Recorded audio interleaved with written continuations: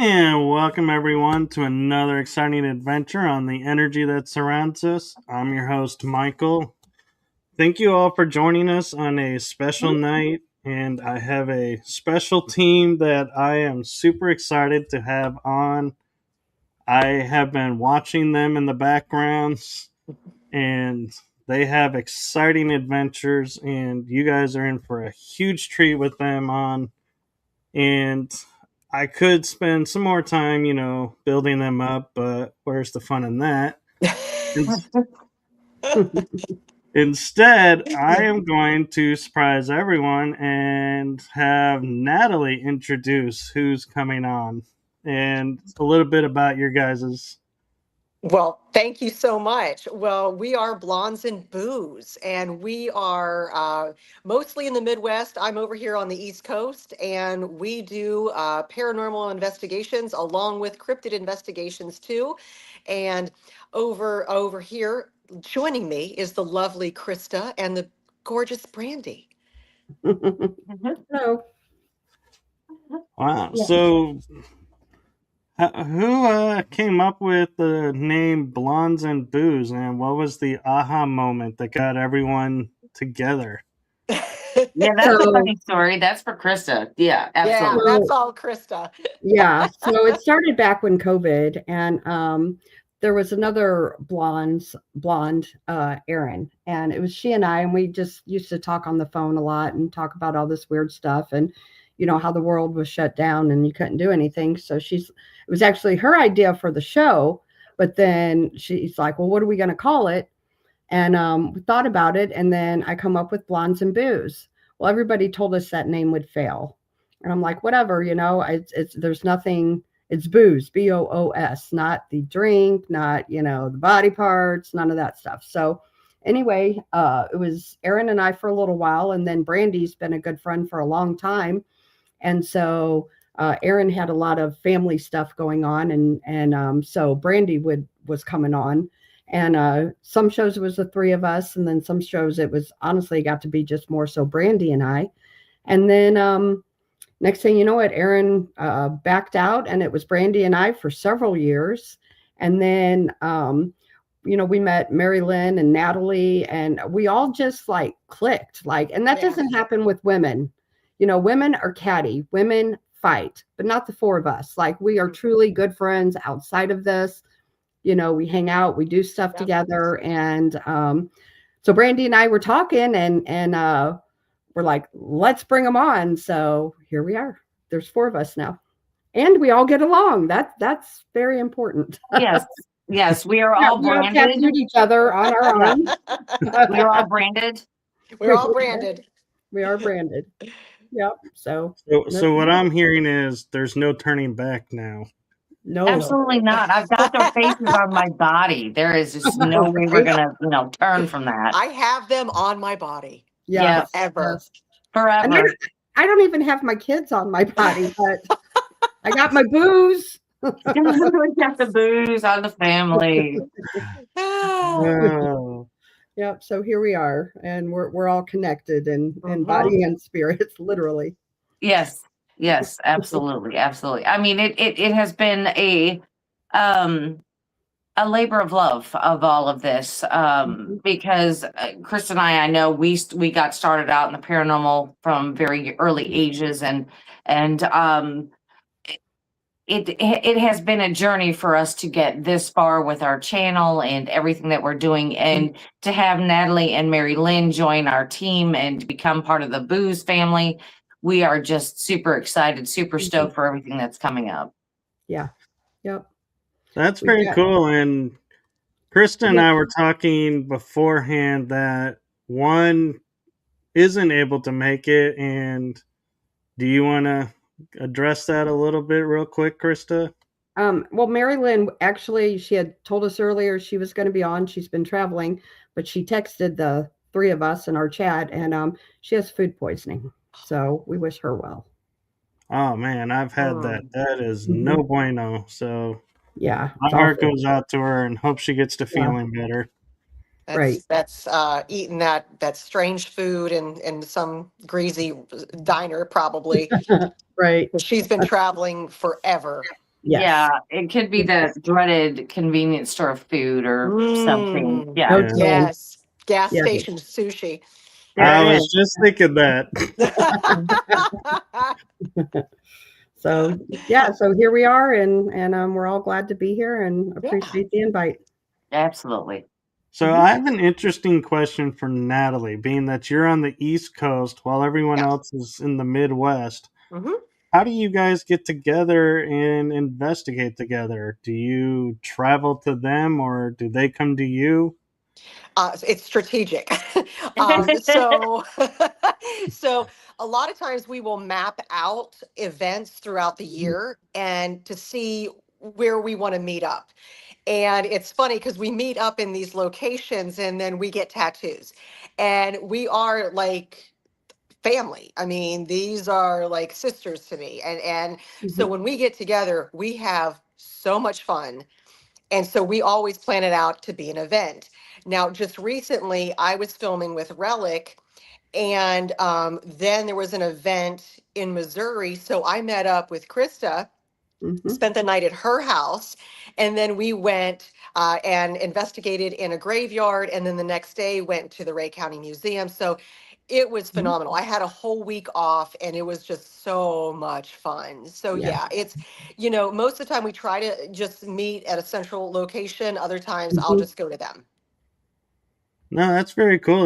That works that way, and that you guys can, because I know a lot of people, when they're a team, one person will get left out because they're too far away and they don't get to go to everything all Mhm. the time. And so it's really cool that you guys make the effort to For sure. get together all the Hmm. time together as much as you Yeah. can. Mhm. Well, they're Well, coming to Florida in June. yep, we will be in Florida and for the Bigfoot conference down there, and then Mhm. we're meeting up in first part of May in Townsend, Tennessee, and then we have Gatlinburg conference, and Mhm. then we're filming a TV show. So we will be seeing a lot of each other. Oh, yes. Mhm. So, how do you all make time to do all of this? Very carefully. Yeah. Well in advance. Well in Yes. advance. That's Yeah. all I've got to say. It's kind of like we've got everything all mapped out of what we're doing basically in 2026. We're now starting to look in 2027 Mhm. because we do have to go, this far in advance, especially if we're doing conferences or PureCons or anything like that, Mhm. because we like to have a little extra time to just hang out with each other and do whatever Right. we choose. So, I mean, yes, we have to request off work and get that approved and all of that. So we know at least 3 to 4 months in advance what we're doing, Yep. at We do. least. Yeah. That's really cool. And so, what is your guys' go-to routines for investigating? Like, I know some teams are like, we'll get together, have dinner, go investigate, go home, or stay if the place allows it. So, what is your guys' go-to preference of investigating? Well, we always got to eat. We always got to eat. I mean, Right. that's first and foremost. We always got to eat. So, whatever, regardless of whatever it is. And sometimes when we investigate, it's not at nighttime. It could be, Mhm. we have to meet for breakfast and then we're going on out to the woods or, wherever. I mean, it just depends on exactly what we're doing for that particular time. But I mean, as for that, there's nothing really. I mean, it just Mhm. seems like that when we all get together, it goes by too fast. I So we know. don't really plan anything. We just make sure we eat and we're hydrated. That's Yeah. it. That's it. That's all we got. And caffeinated.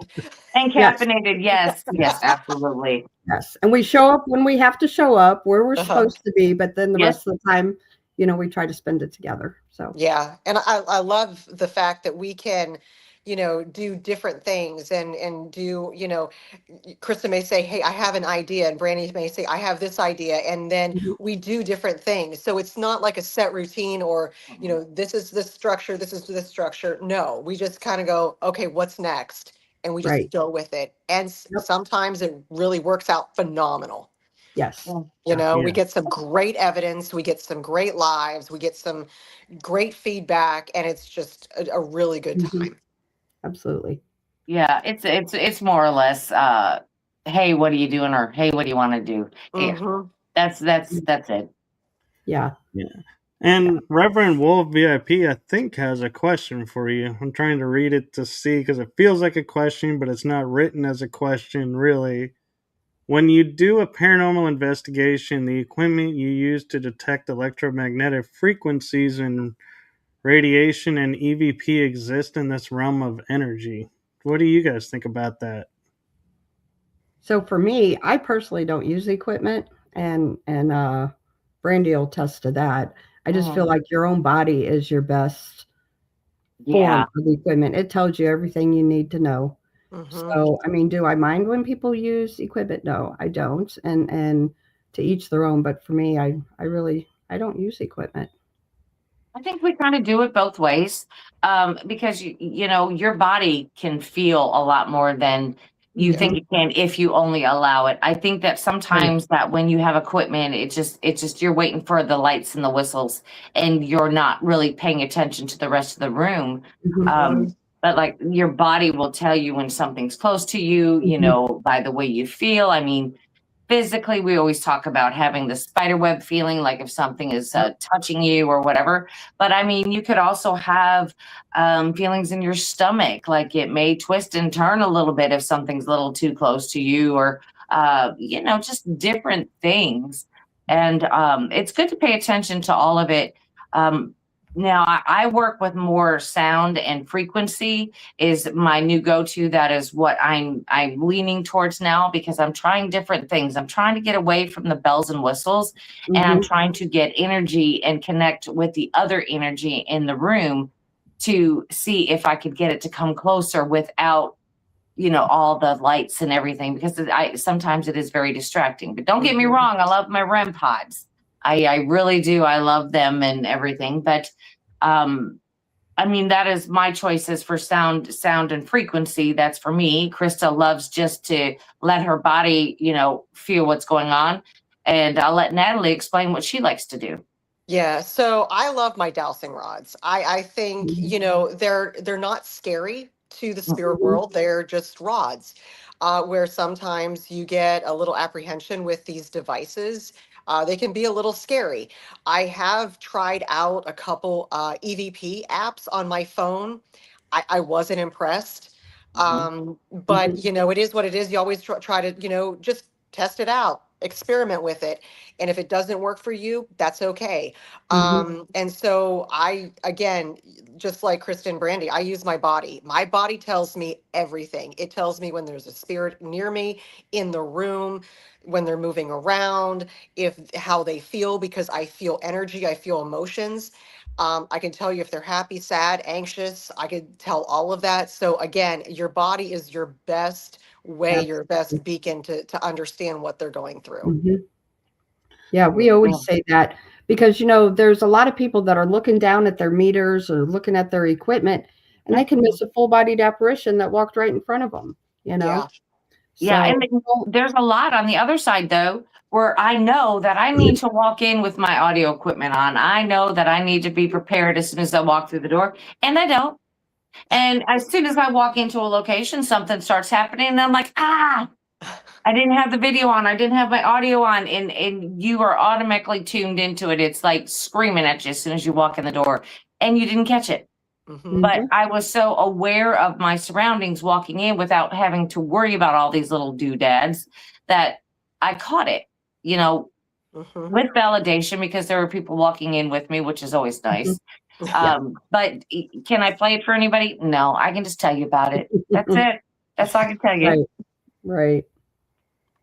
Yeah. No, and that's really cool. And also, really, I love how you guys have your own, styles and work Mhm, together and Hmm. it gels. And Reverend Wolf brought up an interesting thing of, he used to be on Paranormal State. And yeah, I loved watching that show I growing did up. too. It was a And great show. so, my question to you is, was there a paranormal show that kind of sparked your interest or got you hooked into the paranormal, or that you just enjoyed watching and was like, hey, I want to try that, and got ideas from? Yeah. Mm-hmm. So for me, it was way before the paranormal TV shows out. It was more like, the Leonard Nimoy and things like that. I've always had an interest in it. However, like a favorite TV show back in the days, I got to say Ghost Lab. Kling brothers are friends of ours, so they'd probably hurt us if we didn't say their show. And then, I love those guys. and honestly, I did watch Paranormal State. That was a good show, and I liked the original Ghost Hunters and that kind of thing too. For me, nothing got me interested in it. This is the paranormal side of things has been happening since I was very young, even before I could remember. I had my mother tells me stories. So what it would be is it was a normal part of life. So it didn't get me interested in it. It was just kind of something that happened. So it was kind of natural for me to get into these things once these shows started, happening. Of course, TAPS was my original first paranormal show that I thought, well, hey, I'll go out and look for these things versus it just coming to me, just happens. I'm like, that would be fun to see, maybe I can learn a little bit more about why this is happening to me, or, why do I hear these things? Why do I see them? But yeah, I would think that's my first memorable show that said, maybe I can do this. Right. And I was young, very young when that show came out. Well, not super young, but young enough. Young enough. Yeah. I was going to say that, young enough. But but I was, TAPS, I would say, would be the first one that said, hey, why don't you go investigate? That's what got me into investigating. Yeah. Yeah. For me, I've had paranormal activity start in my life since I was 3, and it just, proceeded throughout my life. And to be honest, it scared me because I didn't understand it. I would watch different paranormal shows on TV, and I did really love Wraith Chasers. That was just one of my favorites. They're great. But the one that really catapulted me into wanting to discover more was Amy Bruni and her methodology on how she goes forth and investigates a haunting. And she said, they just need a voice. And I'm thinking to myself, they do. They don't have a voice. They want to be heard. They were maybe once living. They want to maybe communicate with us, and they need help. And once I looked at it in that light, I was like, it changed the whole trajectory. And so the way I look at it now, it's how can we help you? What can we do to get a message through or a message across? And the dynamic is, not a lot of times are we getting these negative entities. Once in a blue moon you do. But for the most part, they're just friendly and just want to hang out. And sometimes they just sometimes just sitting around talking like you would, having a glass of wine or a beer or whatever, and you're having normal conversation. They want to join in on that because they haven't had that. So that's how I kind of approach things. Yeah. I think I've caught more evidence when I'm just sitting around having a normal conversation with somebody else than I have in any other time. It's we'll be sitting around talking about what we're going to do, the following day or whatever, and you hear these voices just coming into your conversation, and I've had that happen more times than I can count. Yeah. Can I address a comment real quick? Sure. Yes. Reverend says, so you let groups in who claim to be investigators and researchers, who leave the bigger problem behind for the owners to live with, and they move on. So no, we absolutely do not. When we do private cases, we are with them to the end, 100%. We don't charge. We stay with them. And there was actually one case that I worked 5 years doing. And so no, we we are available for them. We go over the evidence with them. And if they're still having issues, we reach out to other people who might be able to help us. And with that 5-year case, we were able to get the help we need. And we finally were able to close that case. So yeah, it's not a one and done with us. A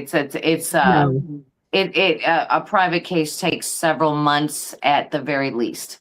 Yeah, absolutely. And then, and I understand where you're coming from because, a lot of times when you do investigations, it does amp up. So we're not going into people's homes and being ignorant, because they do live there. We don't, we get to leave, and we get that. We totally understand that. So, we're not a team that just wants evidence, because we're truly there to help the people, where they're comfortable in their home. Absolutely. And that's one of the things on the side, if somebody's having issues, we'll go out there and we do the same thing and use the same respect. Yeah. And I respect that about you guys. And I have on many shows and many interviews, I will say, as investigators, we have to stop opening portals, inviting stuff in, and just leave. And not close, not clean up what we brought in. And I know some people don't realize that they're doing it, but I feel like, you should, if you're in the paranormal, you should know what you're doing and what effect and impacts it has. And if not, listen to, these shows and, learn from it and change your patterns. Yeah, absolutely. So, yeah. And then Reverend Wolf says, in doing things like inviting stuff in, there's no such thing as closing it afterwards. We don't invite anything in. We go there to recreate what the homeowner is telling us. And so, we don't go in thinking, oh, this house is haunted. We have to get our own, evidence before we jump on the haunted bandwagon. And a lot of people do that, and same thing with, they say there's a demon in their house, and, not all ghosts are demons, I mean, that demonic aspect on everything is very rare and few and far between. Most of what you might be dealing with is somebody who has a nasty disposition. Well, they had that in life, they're going to have that in death, and that's probably what you're dealing with. So, I mean, a lot of this is I don't even know how we got on private investigations. I mean, we weren't even going in that situation. But no, it is not like that. We don't invite things in, and we don't invite people in. Anybody that is in our circle that does these investigations with us, the private ones at least, they are well prepared. They are very experienced in doing things like this. So it is not like we're going in just blind and running around going, oh, it's a ghost, it's a demon, it's a whatever. Yeah. That's not how it goes. We're very serious about what we do, and it is not a joke. No, so we don't go live on private cases or anything like that. We may talk about a few aspects of things that have happened, but it is definitely not anything that would say where it is, who it was. We might talk about an instance or something that might have happened in it, but normally not. Yeah. Well, we appreciate that, Reverend Wolf. Thank you. Thank you. And to piggyback on what you're saying, Brandi, is I would talk to a lot of people, and because I took my approach with the metaphysical background of, when you look at society and you say to a child, you're dumb, and then another kid comes up and says, wow, you're dumb, and then a few more, what does that kid start to think? He's dumb. So when we have a spirit that, just like you're saying, has a bad disposition or is being misunderstood. Yes. And everybody goes, this is a demon. Another team comes in, this is a demon. Yes. The spirit's going to sit there and go, you want a demon? I'll bring you a demon.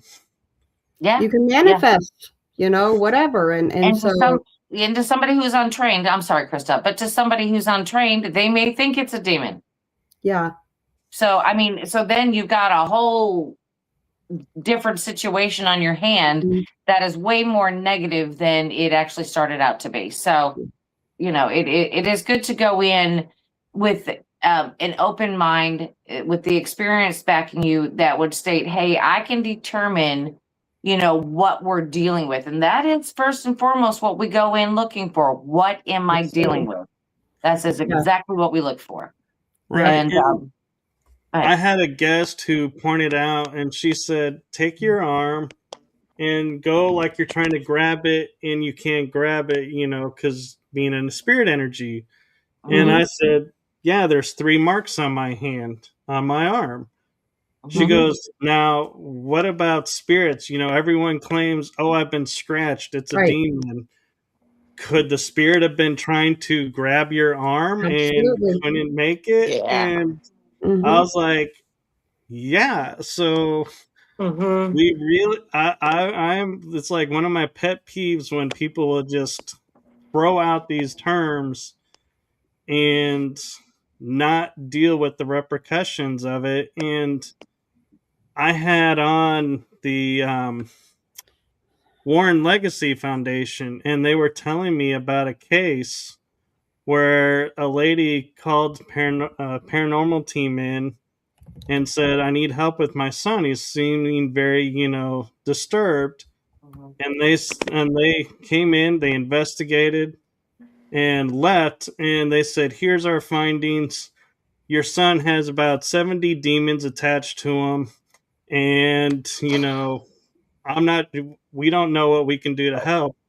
So she contacts the Warren Legacy Foundation and they say, we can help. We'll be out there in a couple of days, you know, because our schedule is booked. But don't worry, we can help.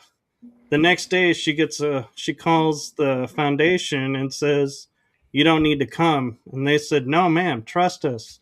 We can help your son. And she goes, no, you don't understand.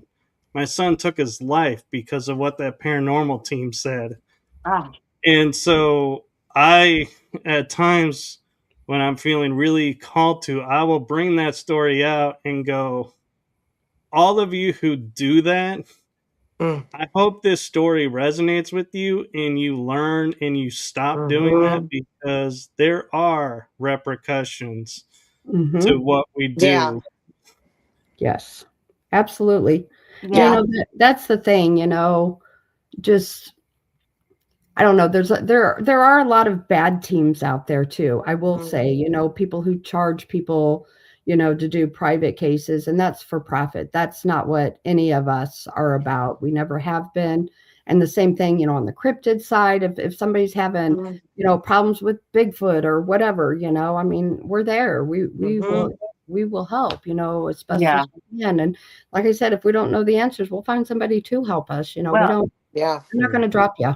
And we're very careful to say we are not experts. There are no experts, period. Not in any field, not in UFO, cryptid, paranormal, whatever. There are no experts, okay? Because we don't have the answers to all of the questions. So this is kind of like every situation that we get in is very unique to that location. Nothing is ever the same. So when people get out there and they just start saying, well, this, and this is this, well, how do you know? Right. I mean, are you for sure? And tell me, where is your proof, or how do you know that this is the way it is? You don't. Yeah, exactly. And I was thinking about 2 stories when you said that, Brandi. Is number one, there was a case. This was in New York where they said their house was haunted. They didn't know what was going on. The main activity was happening in the bedroom. They were frightened. And the paranormal team goes in and realizes it's bad wiring in the ceiling causing issues in the bedroom. And that's where it was. They're like, you don't need us, you need an electrician. Right. And then for me personally, I went to the Everglades and I kept being told that, you know, you're going to hear this and you're going to hear that, and it's a skunk ape. And so I said, okay, I went out there camping. I did a solo camping adventure and I heard exactly what came in and I heard exactly what they said. And it turned out it was a Florida panther, a male Florida panther in heat. and they make these god awful noises, and you would think that it would be a skunk ape. Right. And no, it was a Florida panther in heat, saw a cougar in a tent, just saying. But, you know, it was, you know, a lot of people said, oh, yeah, it's a skunk ape. It wasn't. So you No. just have to know and Right. talk to the locals, get your evidence, really go in, because it's not all the time is it paranormal or is it a cryptid. You just Right. really have to go in with a clean slate and start from scratch. Yep. Exactly. Yeah, it's like we've always got somebody who is more experienced in the background. So if we are having issues, no matter what we're doing, we always have somebody that we can contact and ask them. They may have more experience or have experienced that particular thing to an extent. And so we're prepared when we walk in. We might not have all the answers right then, but we've got people to call. I mean, it's just, it's not like, you know, we just go in and give you our opinion and that is it. We, you know, we seriously go through, talk to everybody that we can talk to, and get everybody's opinion on what this could be or how to, you know, achieve the best outcome when we're doing these things, for sure. Yeah. It's really funny talking about this too, because literally, and I'll talk to you girls later, but we just got a message about a private case here in Missouri asking if we still do that. So I don't know if it's somebody from chat, but it was on my personal phone number. So somebody from before. Okay. Well, you know, I mean, so, you know, we still do that. I mean, even though, you know, we love doing the open investigations and we like to go into these big locations and do all kinds of fun things, we're still here to help. We're not above that. Yeah. Yep. Exactly. I agree with you, Wolf VIP. Absolutely. Until somebody talks to you. Yep. Yep. So we actually, Wolf VIP earlier said, have you guys ever heard of something called the spirit frequency? It's very fascinating. As in what, like the spirit frequency, like being on another plane, another realm right by us? I have heard about that. Yes. If that's what Wolf means.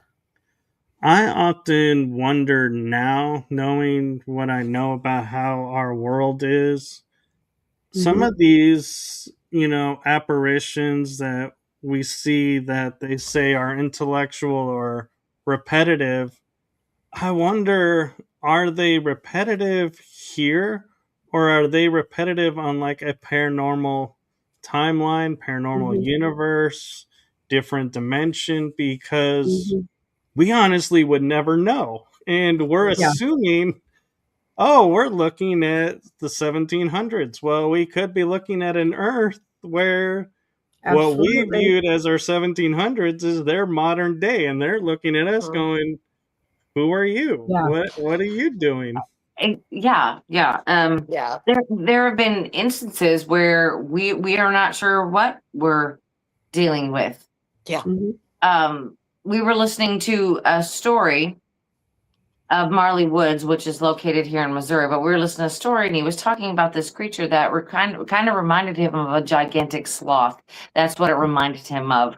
And how it was in the spirit realm and not of the, you know, of the physical earth, but that it was like that. Well, when I was doing research, trying to find out what could have possibly been roaming, well, we're talking about something that died out thousands and thousands of years ago, that it did physically exist in this area.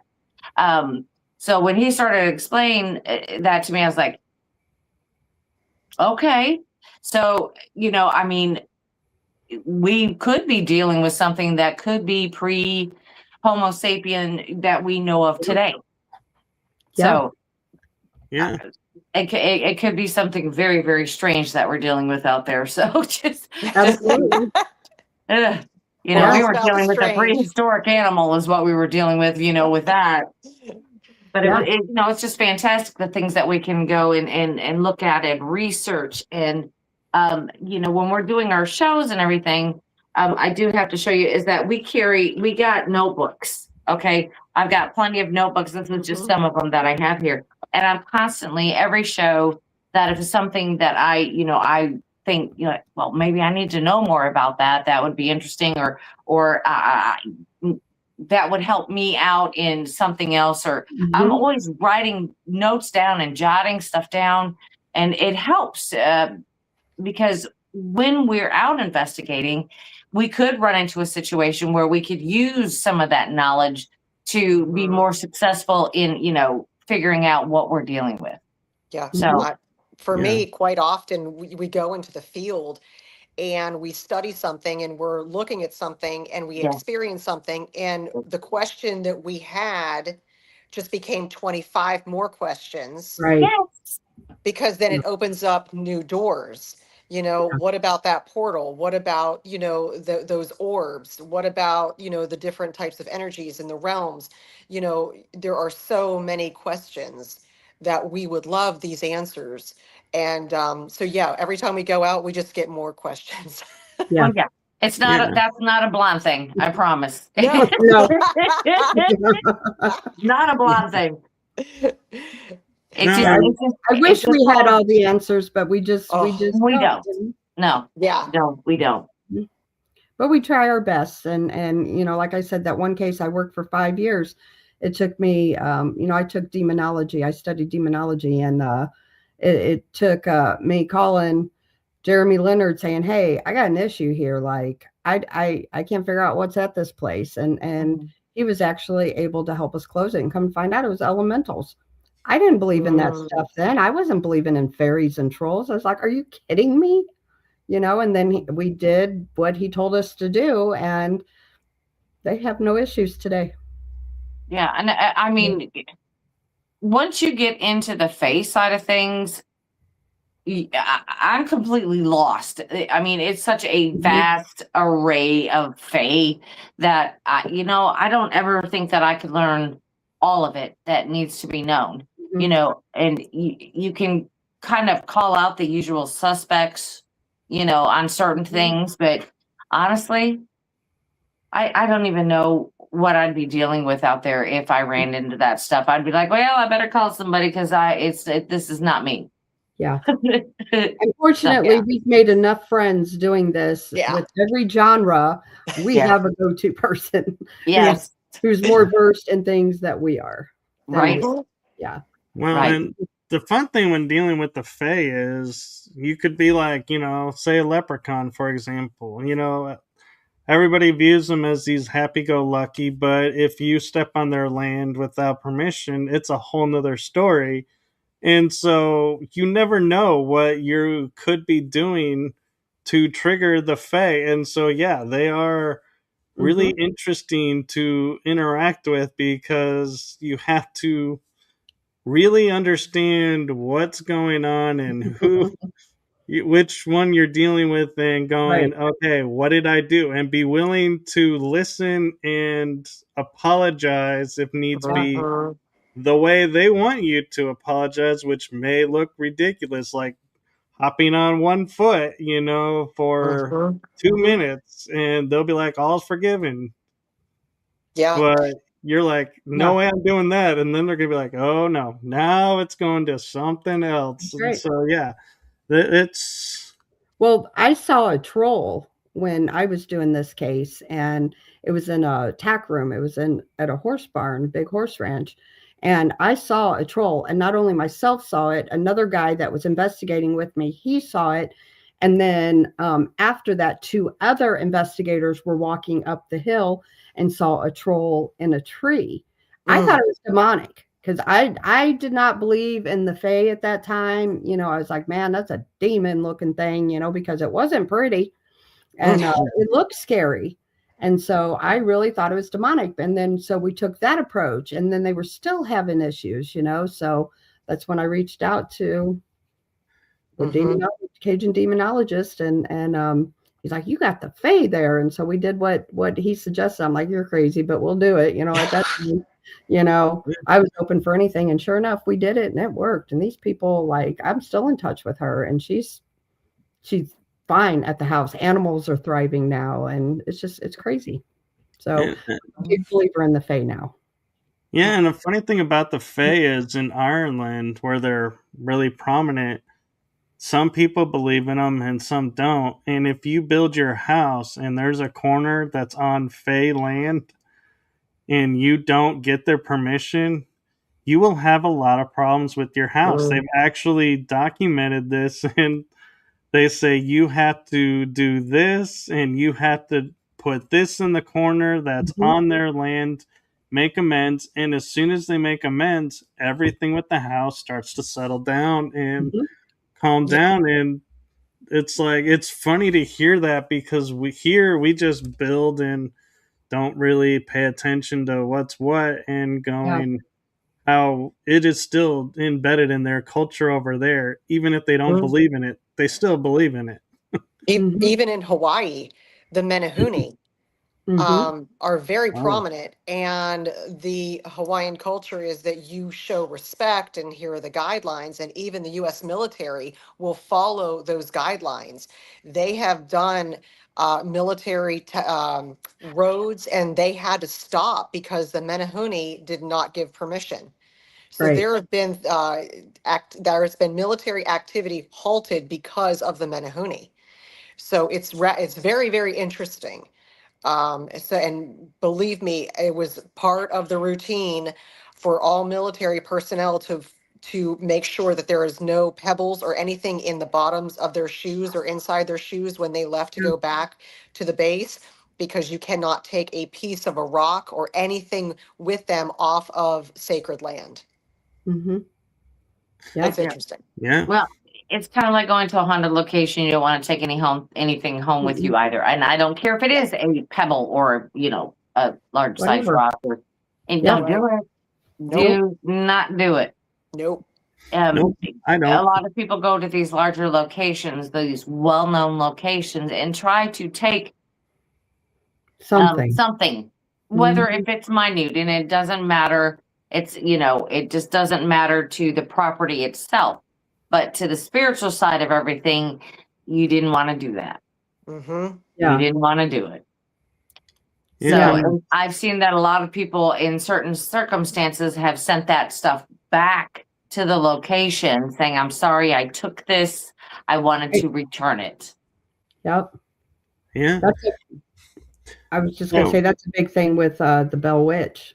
Yes, absolutely. Absolutely.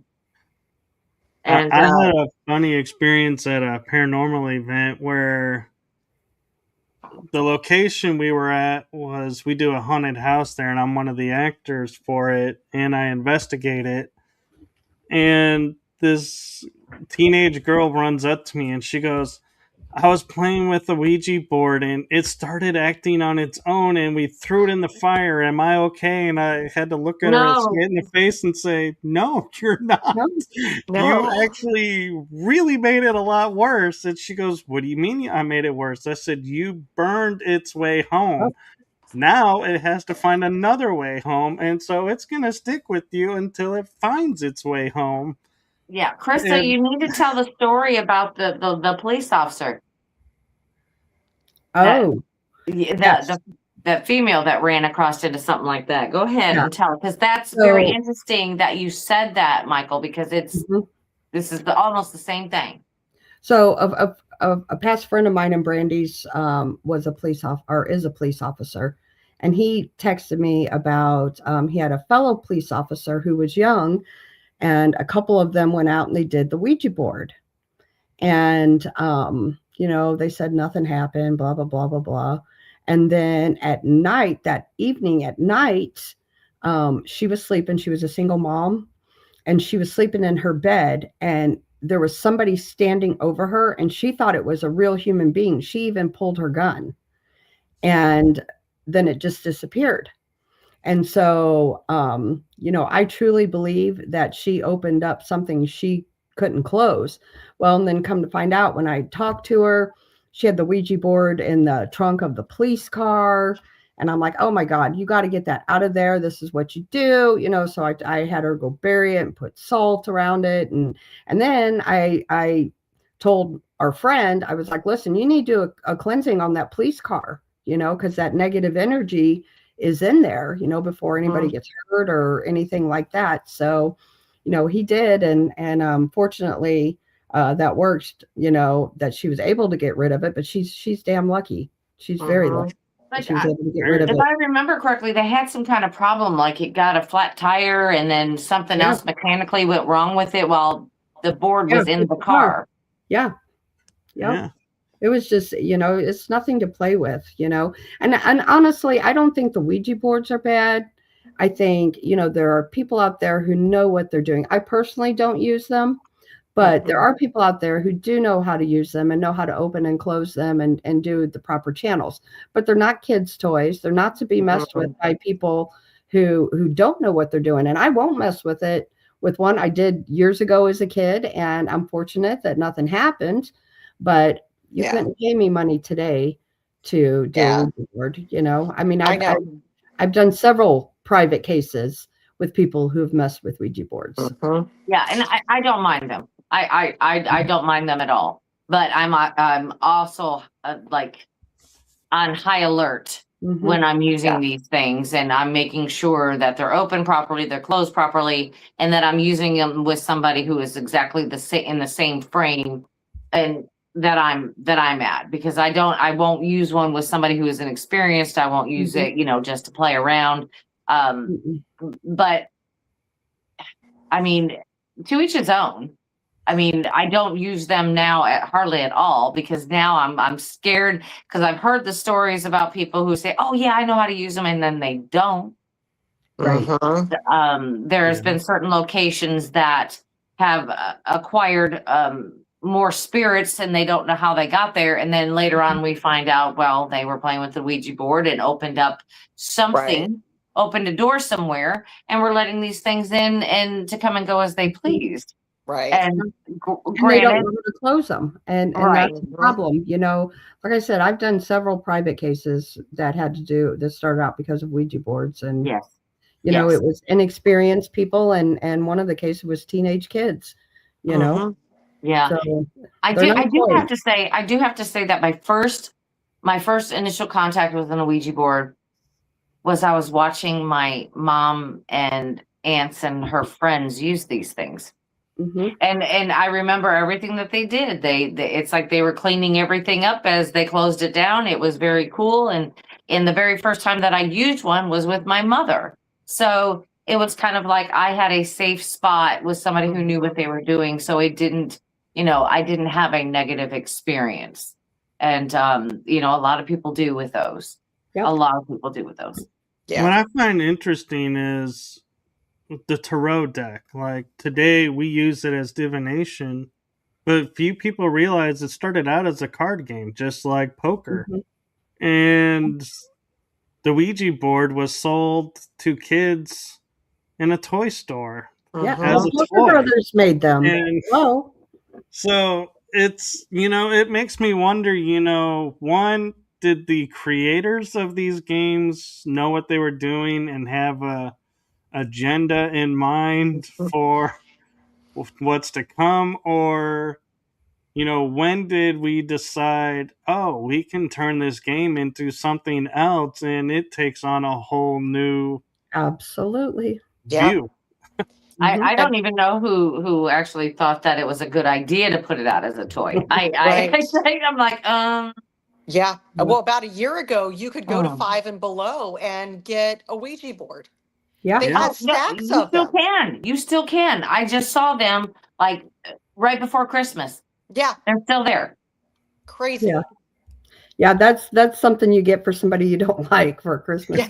I had a best friend who his sister's girlfriend went up to me and was like, "Here's my Secret Santa list," because we had all turned them in, and I had her list, and on the top of her list was a Ouija board. And I was like, why? Why on earth is this on your wish list? Yeah, like Reverend says, it became a board game for households before television and radio. And, honestly, that's how, like the movie The Exorcist, that whole story started with a Ouija board. It did. It did. It was a boy and his Aunt Tilly, and started doing the Ouija board, and one thing led to another, and They ended up that's here. why.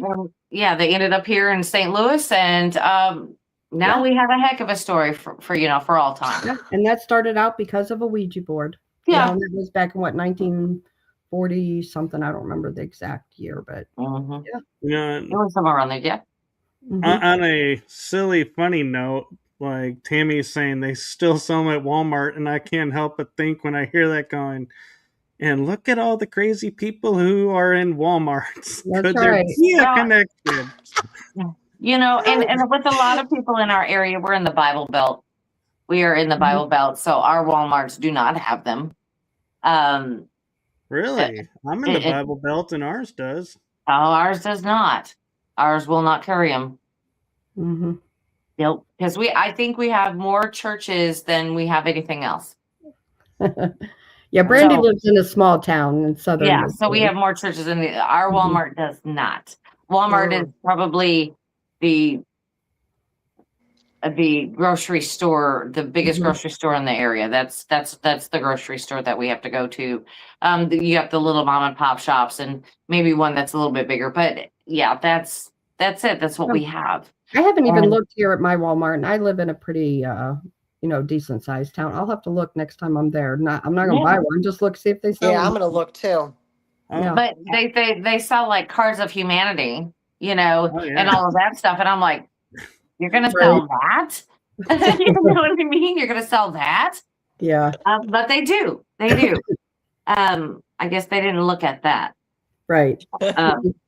But honestly, it's basically a harmless thing until it's not. Until it gets into the wrong hands. And it's the same thing with a firearm. Yeah.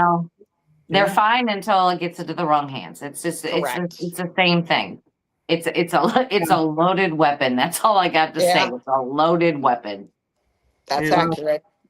And and here's the same thing too, even like equipment, using equipment and stuff, you're still communicating with the other side. Yes. Is my thoughts. If you have bad intentions, even using the equipment, you don't know what you're opening. Same thing with the boards and stuff. So even if you're just talking in the air to someone, like if I heard something and I think it's whomever and I just start talking to them, well, I'm opening up that telephone line to say, hey, we can talk back and forth if you want to say something. I'm opening that up. And it's the thing. I have to say this about private investigations. You do all this work and, you tell them, hey, you want this stuff to stop happening. Well, you're going to have to, stop communicating. You're going to have to stop. You're going to have to ignore it. You're just going to have to let it just kind of go off on its own and let its energy deplete. So it will just kind of leave you alone. And then the next thing you know, you get a phone call and it's happening again, but you find out that they're doing something that is asking them to come back, such as bringing out recorders. Oh, because you heard something, you're going to put a recorder out and then you start talking about it. I keep hearing those weird noises again. I'm going to put that out to see if I can catch a ghost or whatever, or something small, but you're opening up that line of communication no matter what it is. No matter what it is. Yep. Yeah. And a lot of times people, forget about the mimics and are like, oh, I was talking with grandma or I was talking with uncle, and then it took a twist and I started to feel uneasy, and it's like because it wasn't grandma or your uncle when you started, but you were so hyper focused on talking to them, you weren't paying attention to the red flags, and you brought it back. Yeah. Oh yeah. But the other thing is too, when we're doing these investigations and the cleansing begins, I always say these are not a one and done. A cleansing is not a one and done. A cleansing is not just throwing some, sage in the air and calling it good. It's kind of like when you go in, you have to have your intent. It has to be done correctly. And then you have to keep doing it and keep doing it and keep doing it. And then it's like when you think that everything is gone, you still have to do it. Because they can still come back at any time. It's not like they live in our plane and know what a day, a year, a decade is. Right. They don't know that. Mhm. So we have to continually still do this. So, I mean, if you're going to cleanse, you have to do it all the time at first, but then it's always good to do it at least, I wouldn't even say once a month, once every 6 months, just something just to clear it out.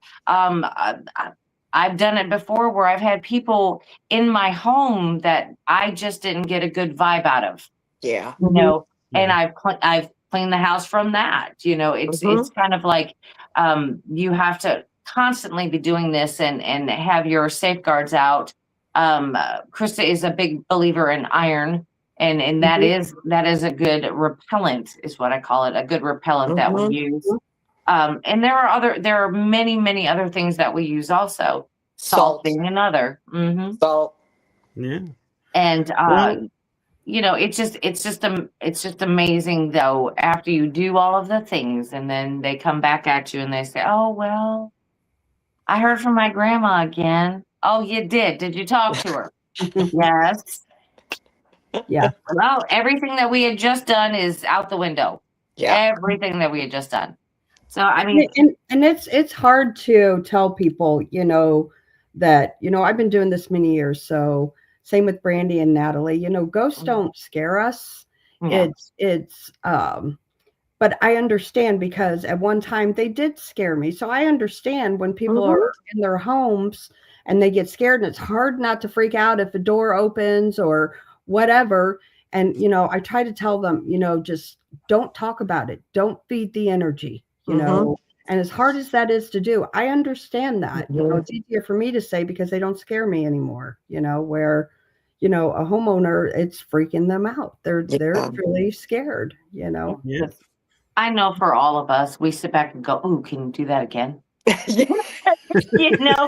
what we do. "Oh, hey, I didn't catch it. Can you do that again, Kate?" Right. Yeah, and you wait because you think they're gonna, But for the most part, it's like, yeah, they are scared, and we're doing our best to help them calm the nerve, especially if it's something that is just hanging around. And most of the time, that's what it is. It's just something hanging out. That's it. Just hanging out. It's like you either learn to coexist or you have to learn to cleanse and keep it out. It's completely up to you. I mean, you can't really have it both ways. Yeah, and as much as I love where this conversation is going, we are actually 1 minute to the hour. There we go. So we will definitely have to have you guys back on and have a part 2 to this show, because not only did we not go where we're going, but I'm loving where we're going instead. And so I love when shows do that. And so before I close it off with the outro, why don't you guys take a moment and state what you have coming up, if you have anything you want to promote, like your podcast or an event. Well, we do shows, live shows every Thursday evening at 8 p.m. Central, 9 in the East. This week we have Eddie and Jen in the vlogs, and they're just great people. And we're going to talk about Eddie's uncle was the guy who made the deal with the devil, Robert Johnson, down in Mississippi. So we're going to talk about that. And then we have conferences, as we said earlier. We have Townsend, Tennessee, the first weekend in May. We have we're going to, as Natalie said, we're going to Florida. It's the second weekend in June. And then we have Gatlinburg, Tennessee. It's in July. I just don't remember the dates. And then, we are all meeting up, and we'll have a TV show that's going to be out. So we'll keep you all updated on that too. Yeah. I'm excited. And before I play the outro, I do have one message for you all.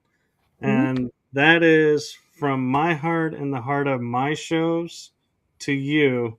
Thank you for what you're doing for the paranormal community. Thank you. And for the world. It's seen, it's heard, and felt. Thank you. Thank you very much. We appreciate that. Thank you. Mhm.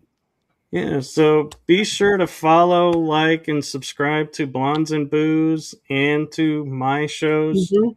You'll never know when I might have them back on. And Anytime, so absolutely. Yeah. it's been a pleasure and an honor to speak with you all. And so with that, I'm going to say good night to everyone. Have a blessed day, Good night. blessed evening. Goodbye, everyone.